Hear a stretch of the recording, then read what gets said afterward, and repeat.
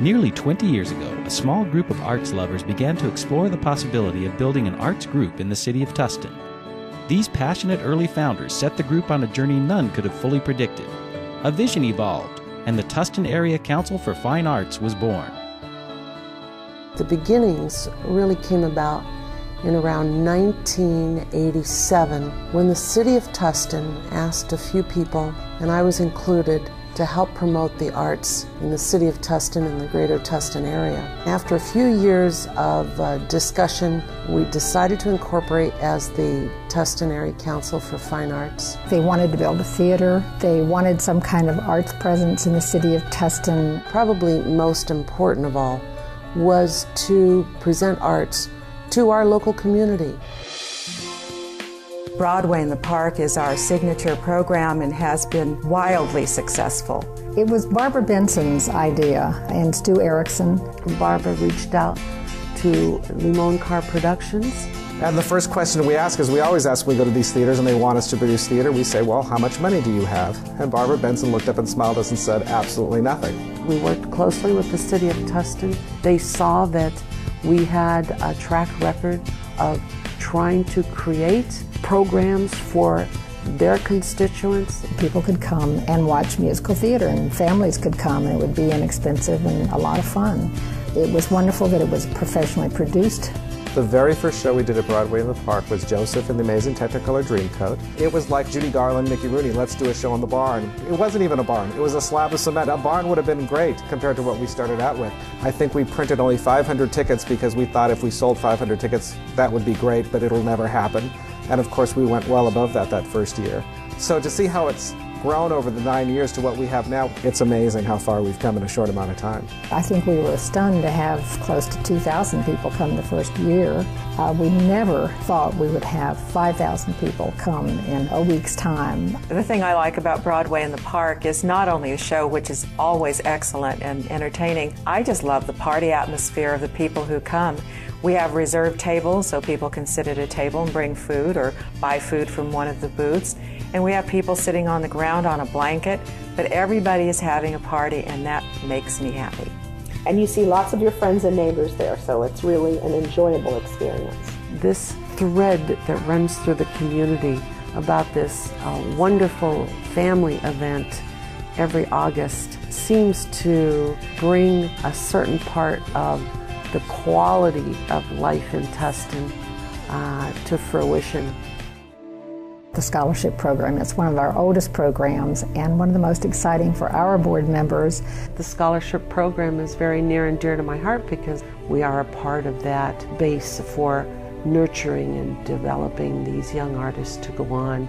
We give these scholarships to students who are graduating from high schools in Tustin and are going on to four-year schools or community colleges or art schools to pursue a career or an education in the arts. They're recommended by the teachers or they're recommended by the counselors, and then they are interviewed and perform or show their work. Now we have arrived at this point where we're giving out $8,000 to $10,000 to $12,000 in scholarship money to deserving young artists.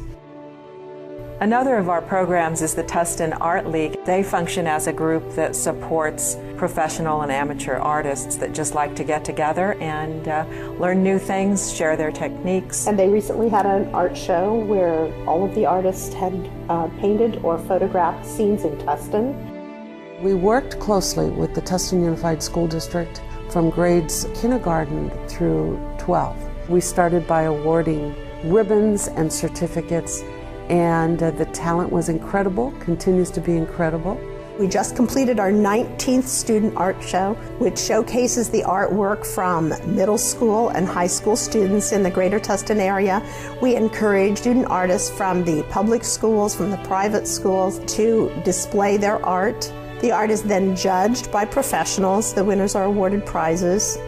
I felt like we needed to offer some kind of arts grants to the adult art community in the city of Tustin.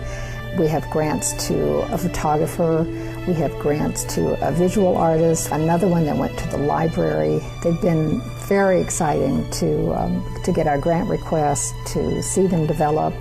We are just completing our third year of providing Art Masters in local elementary schools in Tustin. It's a program that provides instruction about specific artists, and then the students get to produce an art project in the style of that master. It's a very successful program, and probably one of which we are the most proud.